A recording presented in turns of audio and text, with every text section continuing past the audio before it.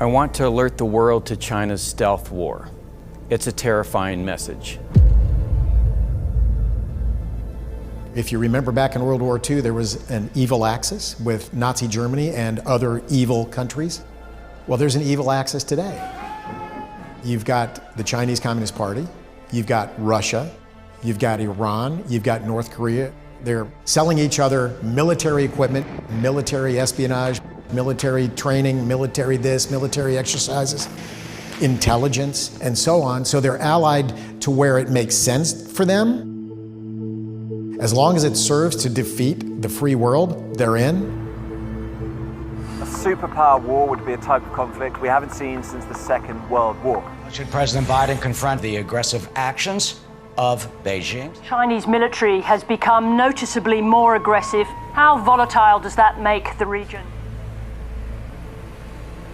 The world has become a much different place after the pandemic. We find ourselves caught in the shifting sands of political upheaval, reeling from one geopolitical crisis to the next.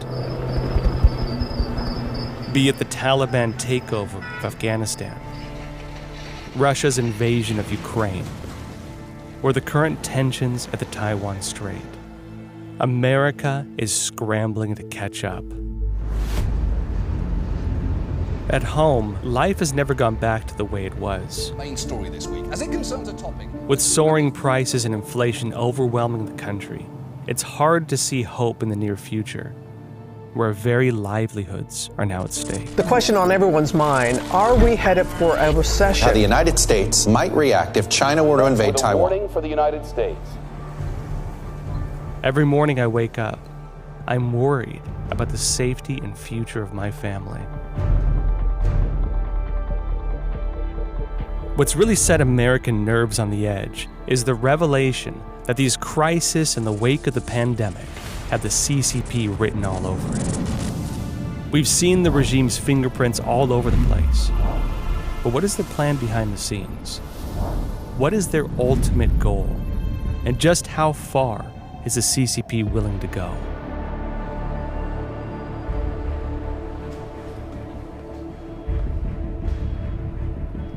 The most dangerous area in today's US-China Cold War is this part of the Indo-Pacific, Taiwan and the South China Sea. A place where the CCP is determined to take over one day. The strategically critical area is also where the US-China conflict is most visibly escalating. Conflicts in this region have only gotten worse with the US-China trade war and especially after the pandemic. To understand the CCP's strategic ambition for the world order, you first have to understand Taiwan and the South China Sea. Taiwan is more than just a US ally. Given its strategic importance to the US, what would a Chinese takeover of Taiwan mean to us? Is Taiwan simply about China's domestic affairs, or as the CCP calls it, a reunification issue? China is ramping up its retaliation. China with a warning for the United States. In August 2022, in the wake of Nancy Pelosi's visit to Taiwan, the Chinese regime held a major military drill surrounding the island, simulating a blockade.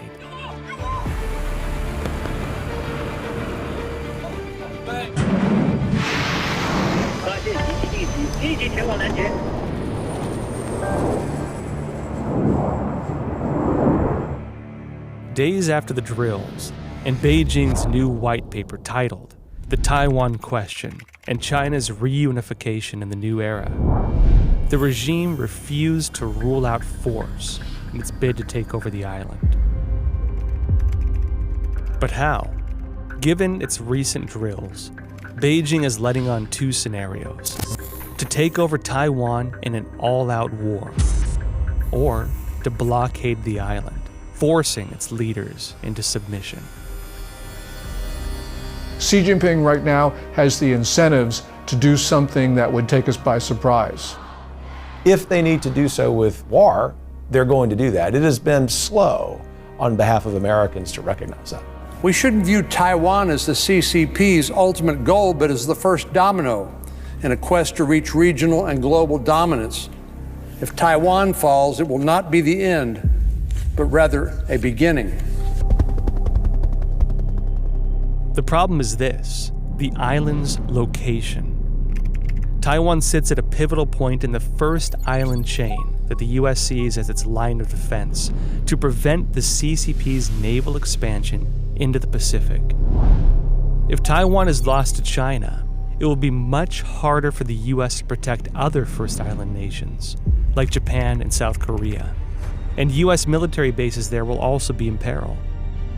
What's worse, a Chinese military base in Taiwan could well threaten the second island chain, including Guam. At that time, the security of the Philippines and even Australia would be on the line. But there's another level of strategic threat hitting closer to home: the deep water ports on the east coast of Taiwan, the CCP's ticket to the Pacific. From there, Chinese nuclear submarines could freely enter the Pacific Ocean without being detected by U.S. forces. Every island in the Pacific, Hawaii, and even the U.S. West Coast would be threatened or even raided by a CCP nuclear submarine. I will say they feel more confident. This is all because they sense their time has come, and they can afford being more aggressive, and the Western democracies couldn't do as much as we want to. In the context of the escalating U.S.-China Cold War, Taiwan is no longer just an issue of cross-strait relations. It has become the front line of the U.S.-China Cold War. The security of Taiwan is the security of Asia. And the security of Asia is related to the security of the world.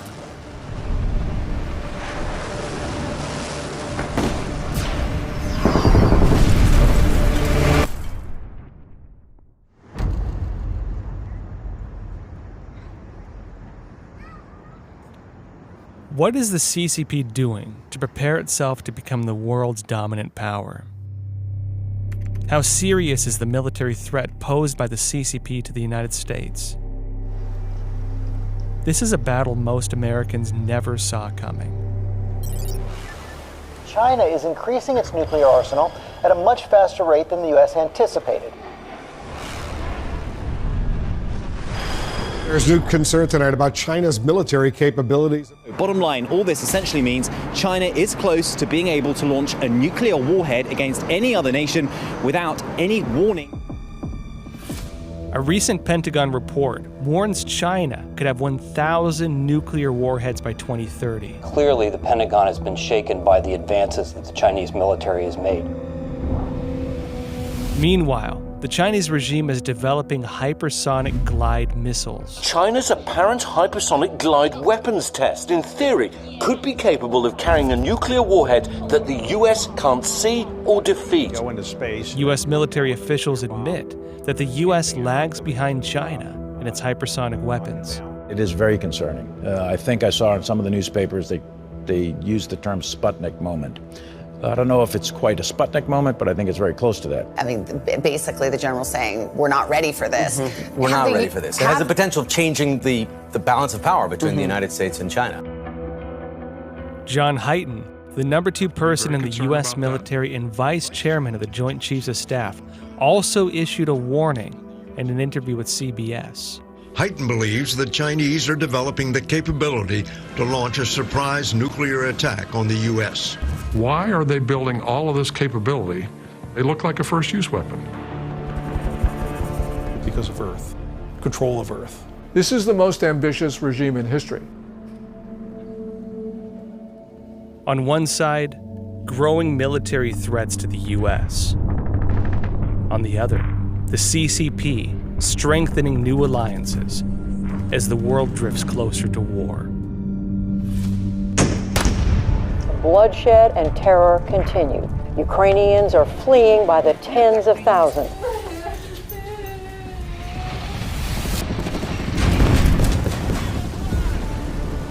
Russia's invasion of its neighboring country is bringing out a sea of change in the world order. It's no longer a secret that Russia's relation with the CCP is getting closer than ever. On the eve of Russia's invasion, Chinese Communist Party leader Xi Jinping and Russian President Vladimir Putin signed a series of agreements in Beijing, promising cooperation with no limits between the two countries.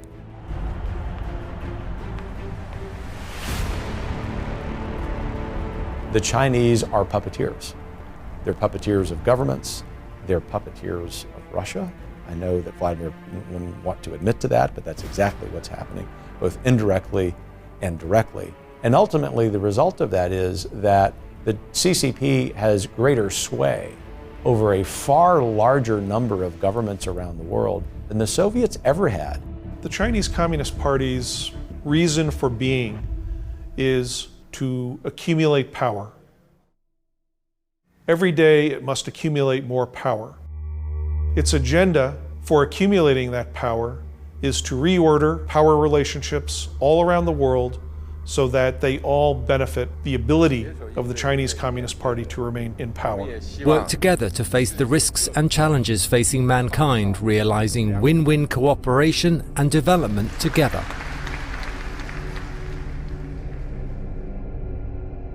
It's not surprising that the Chinese communist regime has joined forces with Russia. The world is again breaking into two competing blocks. A new axis is on the horizon. But as we saw in the summer of 2021, when Afghanistan fell, we know that Russia is far from the CCP's only ally in its dangerous game.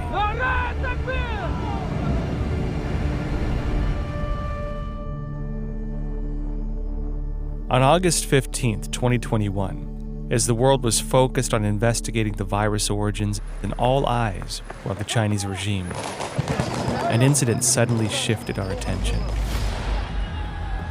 In Afghanistan, the Taliban terrorist organization took advantage of the withdrawal of U.S. troops and with lightning speed took over the country. In a matter of days, the U.S.-backed Afghan government collapsed. The mass exodus of hundreds of thousands of people. The bloodshed, gunfire, panic and chaos gripped the country. And terror again shook the world. As it stands this hour, Taliban fighters surround the capital, Kabul. The Pentagon now confirms a number of United States troops were killed.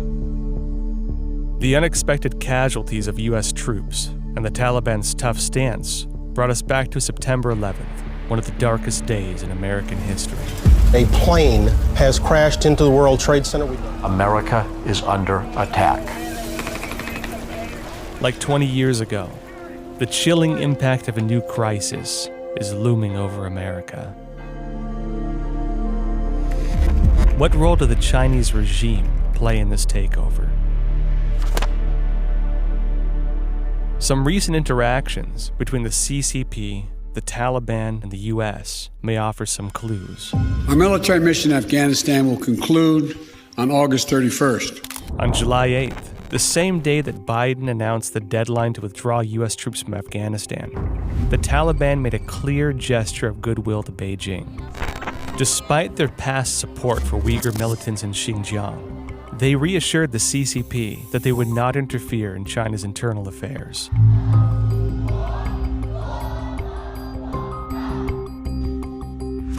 Two days later, on July 28th, in a meeting even more high-profile than the U.S.-China talks, the CCP's foreign minister, Wang Yi, met with the Taliban's de facto leader, Mullah Baradar.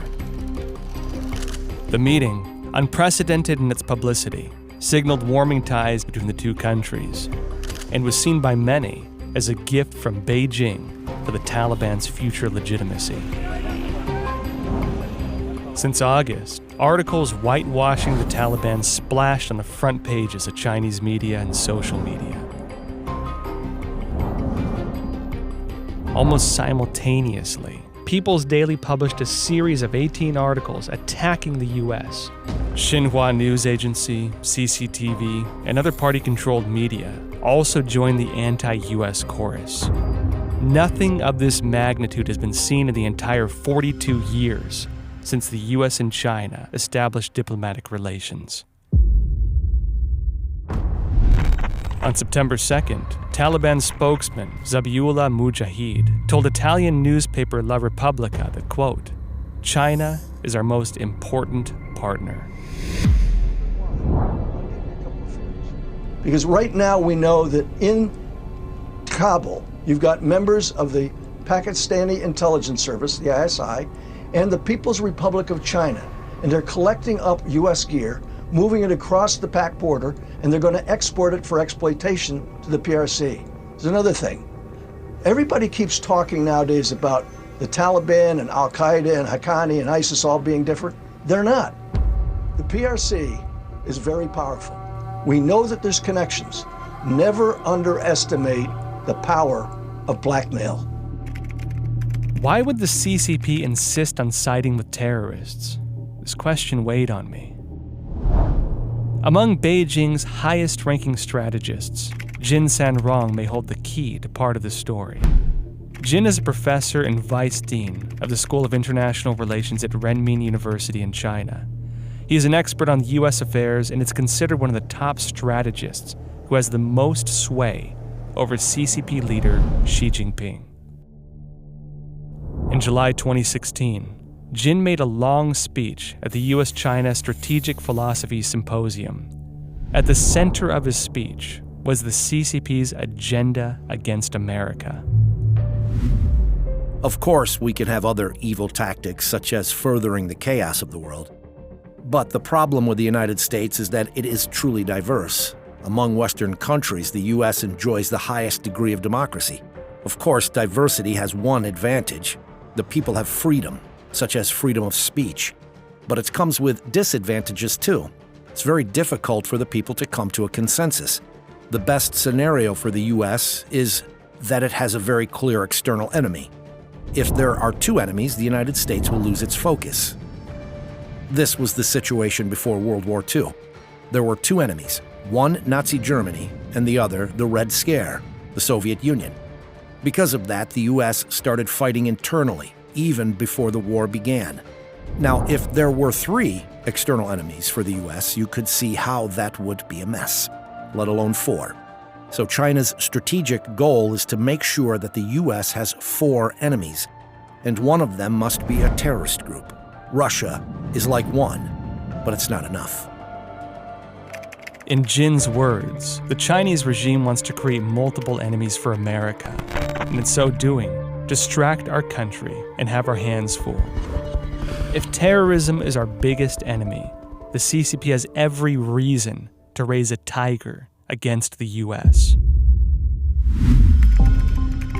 According to Vision Times, Chinese dissident and professor Yuan Hongbing revealed that the CCP had set up a camp in western China's Heshi corridor to train guerrilla terrorists from Iraq and other Middle Eastern countries. Interestingly, the CCP appointed anti-terrorist officials to carry out the training of these terrorists. They only needed to spend $10,000 US on training a guerrilla terrorist like the ones in the Middle East or Iraq. When these fighters return to the Middle East and Iraq, they inflict enormous military and economic losses and drain the national power of the United States.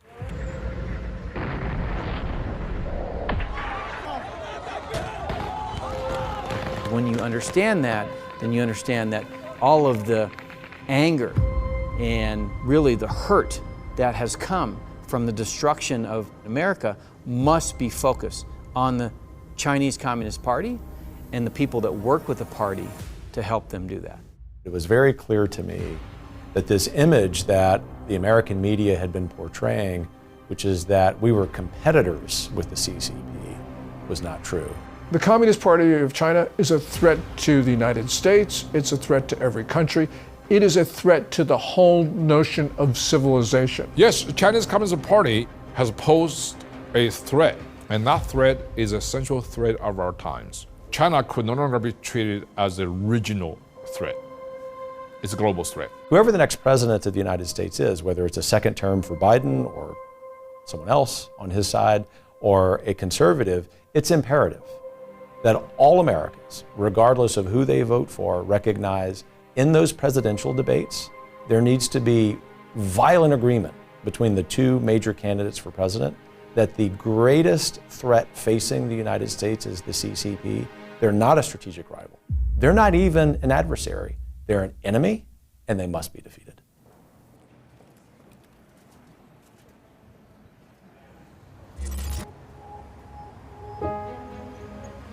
In early 2020, when the virus started spreading from Wuhan, China, our investigation team saw a threat quietly approaching America and its allies. That threat came even earlier than the virus. As we tracked daily news, we saw a Chinese communist regime increasingly and unusually aggressive on multiple fronts. The aggression was military, diplomatic, and even reflected in domestic and foreign propaganda. But what rang the alarm bell for us was a concept that kept showing up in Chinese state media and public speeches at the party's high-level think tanks. This idea of World War III.